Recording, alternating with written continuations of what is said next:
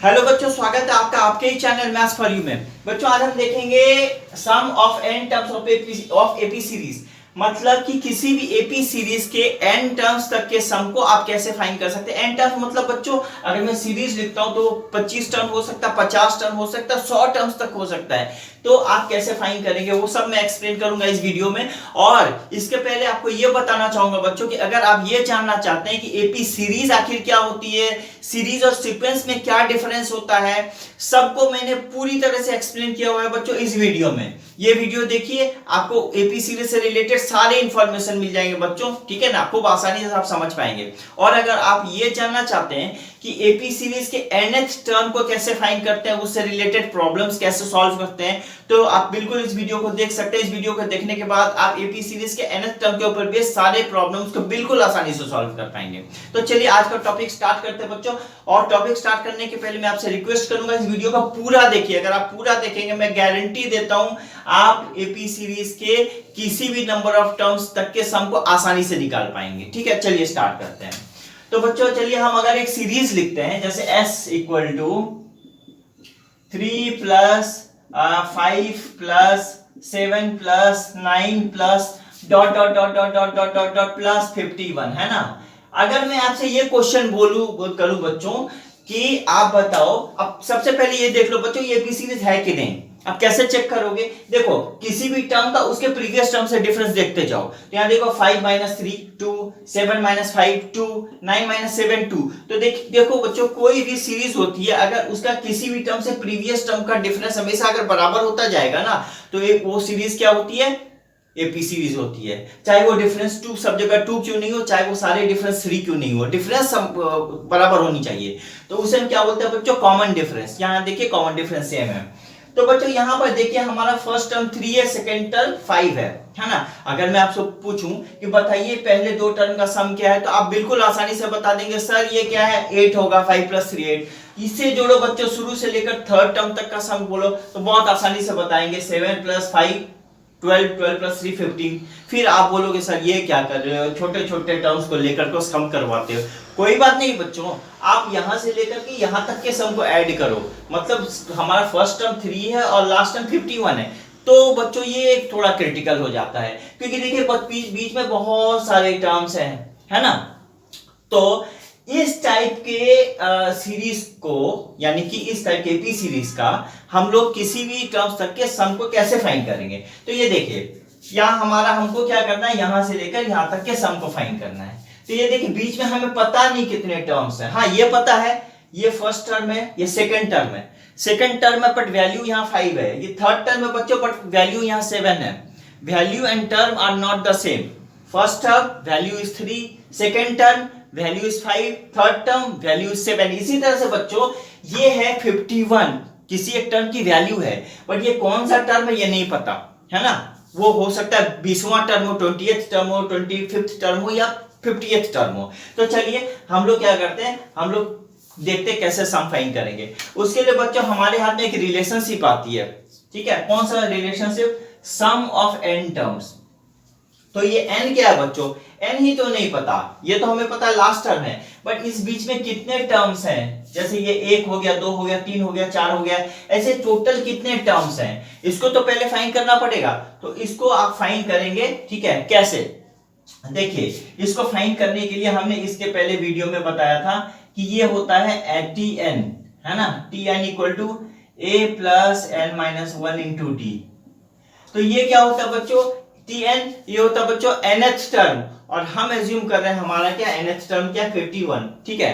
और हमको तो यहां से यहां तक का सम चाहिए, तो यहां से यहां तक का सम चाहिए बच्चों, तो हमें तो ये पता होना चाहिए कि यहां से यहां तक हैं कितने नंबर ऑफ टर्म्स। वही बच्चों यहाँ है n नंबर ऑफ टर्म्स, कितने टर्म्स हैं, ठीक है। और tn क्या होता है बच्चों, ये होता है nth टर्म, तो है कितने टर्म्स होंगे, ठीक है, वो हमको फाइंड करना है। और उस टर्म का वैल्यू कितना है, 51 है।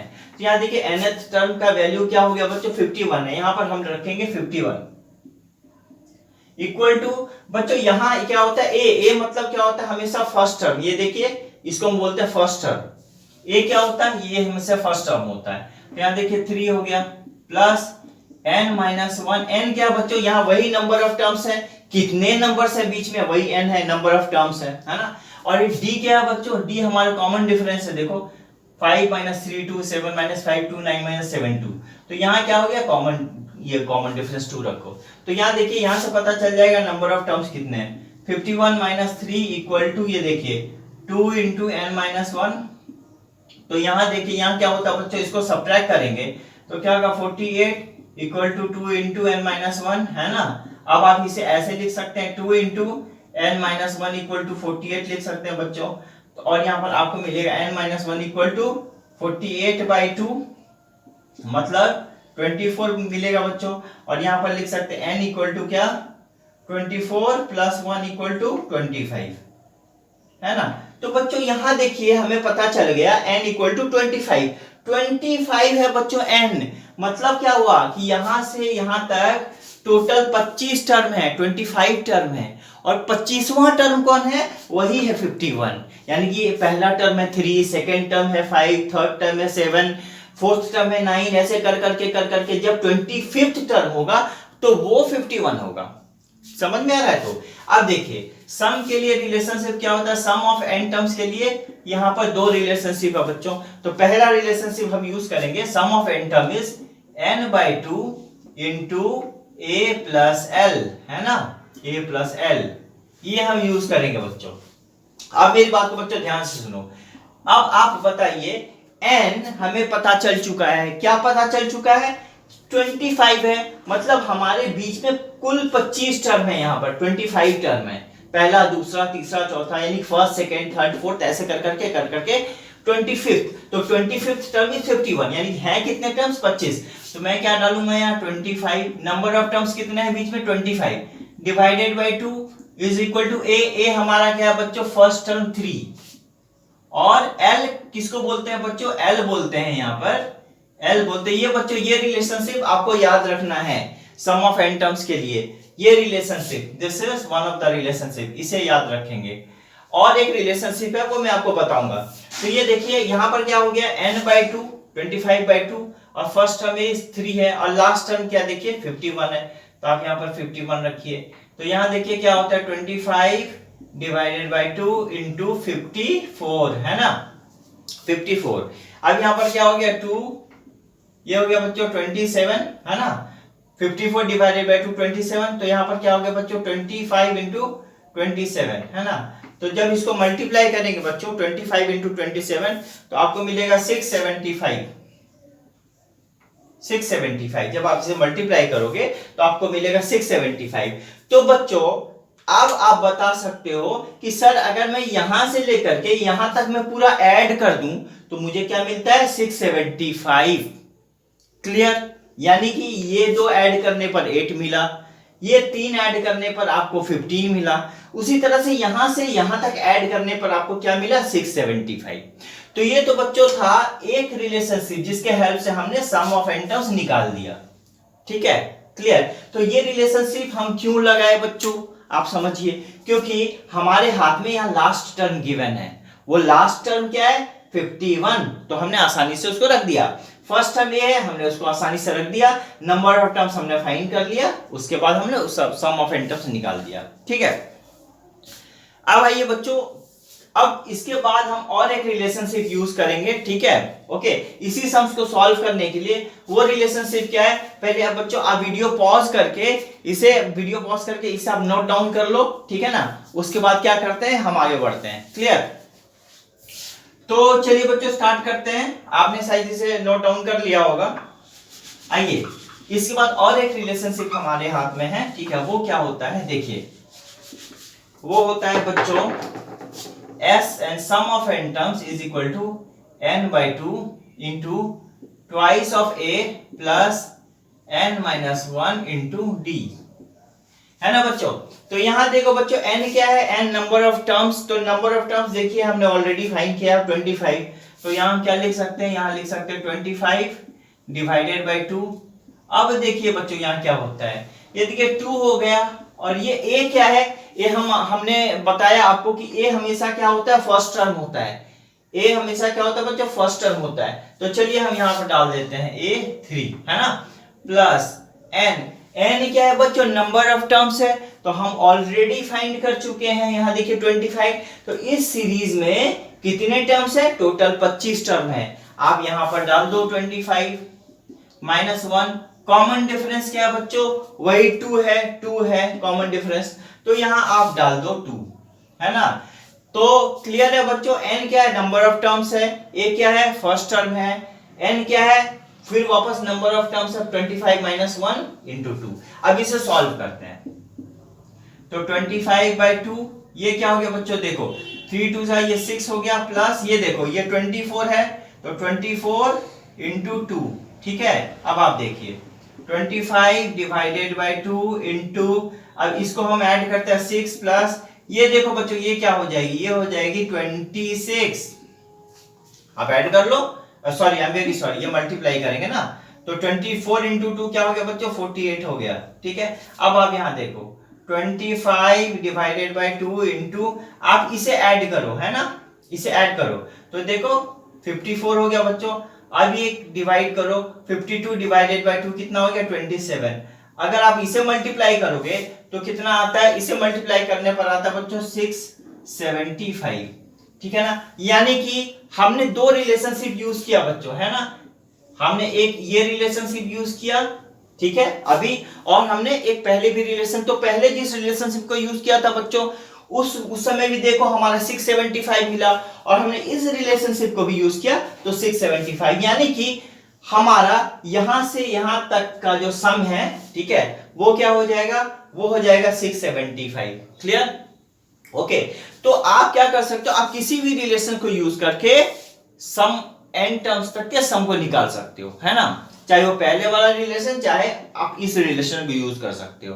क्लियर, तो यहां पर बेनिफिट क्या है बच्चों, यहां पर ये है कि यहां आपका first term, number of terms और कॉमन डिफरेंस पता हो, तो इस रिलेशन को यूज करके आप आसानी से निकाल सकते हो सम ऑफ n टर्म्स। और अगर आप पहले वाले टर्म्स से करना चाहते हो तो उस वक्त आपको लास्ट टर्म पता होना चाहिए, तो लास्ट टर्म, फर्स्ट टर्म और नंबर ऑफ टर्म्स पता हो तो आसानी से कर सकते हो, ठीक है।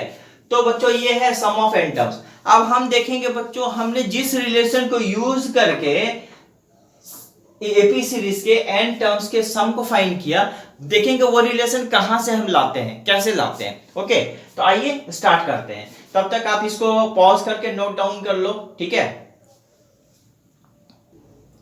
तो बच्चों स्टार्ट करते हैं। तो बच्चों हम क्या करते हैं, एपी सीरीज का, तो किसी भी एपी सीरीज का फर्स्ट टर्म ए होता है, तो हम लेट कर लेते हैं फर्स्ट टर्म, तो let first term equal to a, है ना। तो बच्चों फर्स्ट टर्म हमारा ए है, तो उस सीरीज का कुछ ना कुछ कॉमन डिफरेंस भी होगा, तो लेट कॉमन डिफरेंस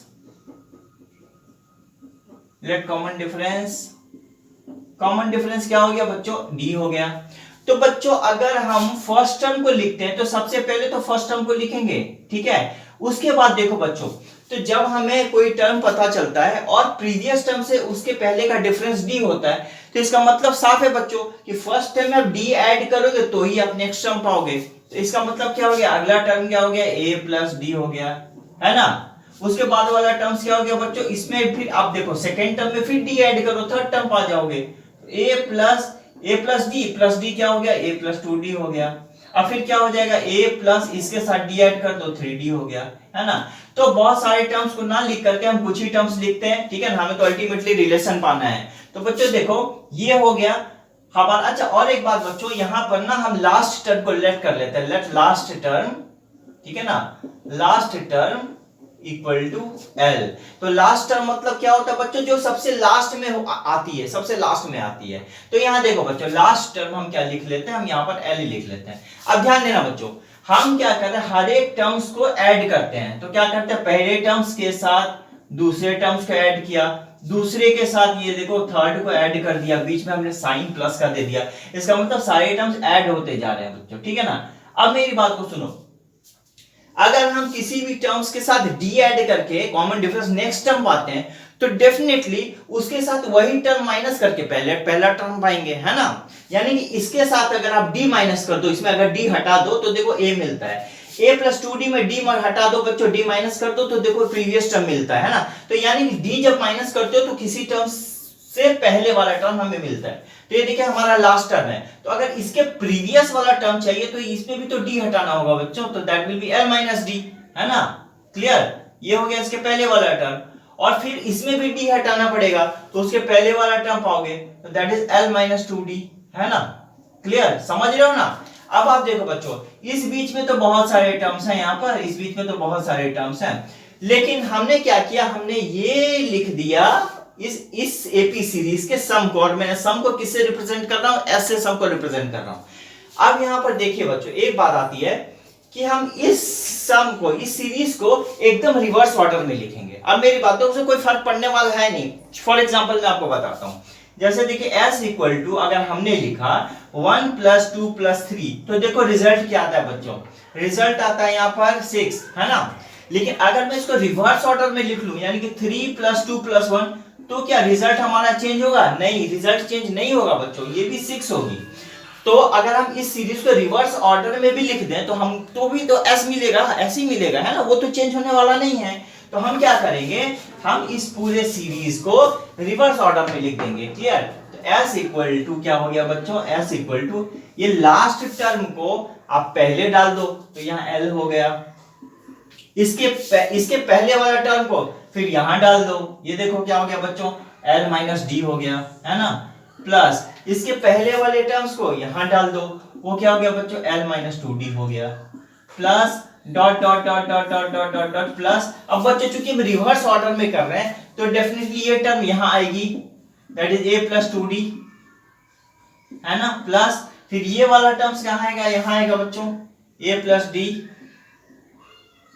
प्लस अब देखो लास्ट वाला टर्म, ये फर्स्ट वाला टर्म उठ करके फिर यहां आ गया, तो ये हमारा a हो गया। अब बच्चों एकदम बिंदास ये दोनों रिलेशन को ऐड कर दो, तो यहां देखो बच्चों क्या होता है, ये देखो जब आप s और s को ऐड कर देते हो तो आपको क्या मिलता है, 2 और 2s मिल गया बच्चों, है ना। अब देखिए बच्चों, a के साथ आप l को ऐड करो, क्योंकि इस रिलेशन को ऐड कर रहे हैं, तो a plus L that is a plus L, है ना, ये हमारा ये दोनों का एडिशन है बच्चों।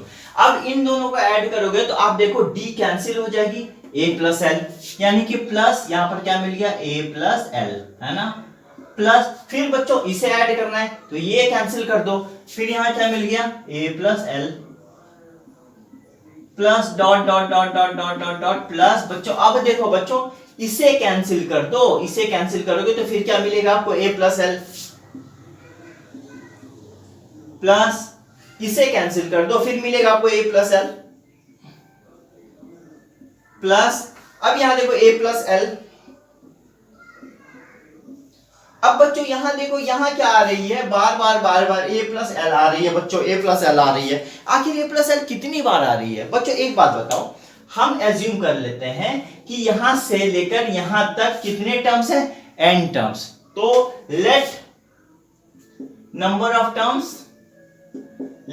Of terms equal to n। हमने क्या एज्यूम कर लिया, number of terms n assume कर लिया। चलो कोई प्रॉब्लम नहीं है बच्चों, यहां से यहां तक n टर्म्स है, तो यहां से यहां n टर्म्स होगा तो इसमें भी तो n टर्म्स होगी बच्चों। अगर 1 प्लस 2 प्लस 3 3 टर्म्स है, तो 3 प्लस 2 प्लस 3 तो 1 भी तो 3 टर्म्स होंगे, तो that is why n terms, तो sum also contains n terms. तो बच्चों a प्लस एल ऐसे करके अगर n टर्म्स होगा तो टोटल सम क्या हो जाएगा बच्चों, n into a plus L. कैसे, देखो अगर मैं 3 को 3 प्लस 3 प्लस 3 प्लस 3 प्लस 3 ऐसे करके मैं इसको 1 2 3 4 5 बार लिखूं बच्चों, कितनी बार लिख रहा हूं मैं, 5 टाइम्स लिख रहा हूं, एक ही नंबर ऐड हो रही है ना, कौन सा नंबर, 3, तो देखो 15 हो गया कि नहीं, इसका सम 3 plus 3 plus 3 plus 3 plus 3 add करके देखो दैट इज आल्सो 15। सिमिलरली इसी तरह से a प्लस एल क्या हो रही है, a प्लस एल ऐड हो रही है n बार, तो इसका रिजल्ट क्या हो जाएगा बच्चों, 2s is equal to n into a plus L, है ना, क्लियर। और s इक्वल टू क्या हो जाएगा बच्चों, ये क्रॉस मल्टीप्लाई कर दो, n by 2 into a plus L. इस रिलेशनशिप को बच्चों हमने यूटिलाइज किया था और फाइंड किया था उसी सीरीज का सम, जो क्या था बच्चों, 3 प्लस 5 प्लस 7, जो अभी थोड़े देर पहले आपने किया।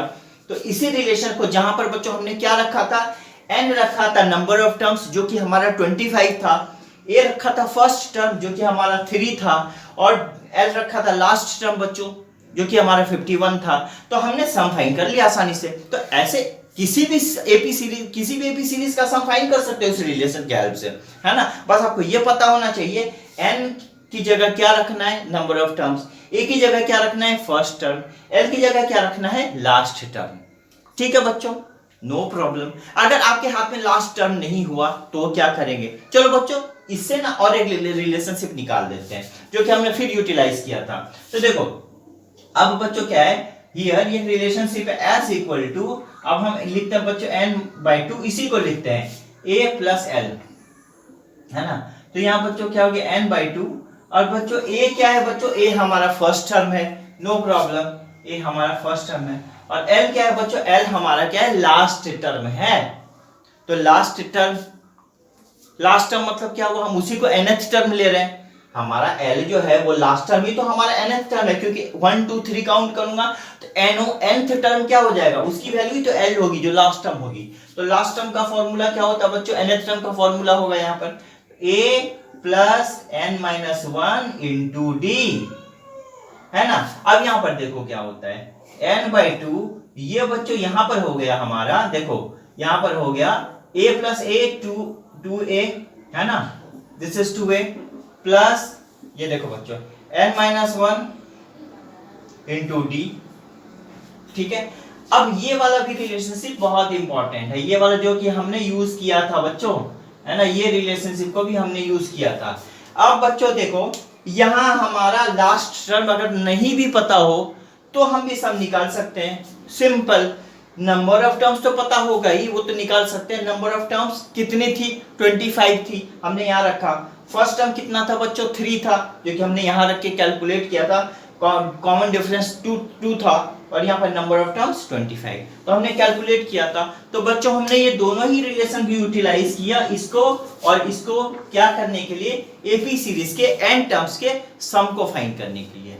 क्लियर बच्चों, तो ये था एपी सीरीज के एन टर्म्स तक के सम को हम कैसे फाइंड कर सकते हैं। क्लियर, तो बच्चों पूरी कोशिश के साथ मैंने आपको समझाया है, और मैं आशा करता हूं आप लोगों को समझ में आया होगा बच्चों। फिर भी अगर आप लोगों को कोई क्वेरी, कुछ क्वेश्चंस हो तो आप कमेंट करके हमें पूछ सकते हैं, ठीक है ना। ओके, तो बच्चों अगर आपको क्लियर हुआ हो गया होगा कंसेप्ट, अगर समझ में आपको आ गया हो तो वीडियो को लाइक कर दें, ठीक है। अगर फर्स्ट टाइम हो तो चैनल को प्लीज सब्सक्राइब कर दीजिए, अपने फ्रेंड्स के हेल्प्स के लिए इसको शेयर भी कर दीजिए, ठीक है बच्चों। तो मिलते हैं आप अगली वीडियो में, ठीक है, आपके साथ।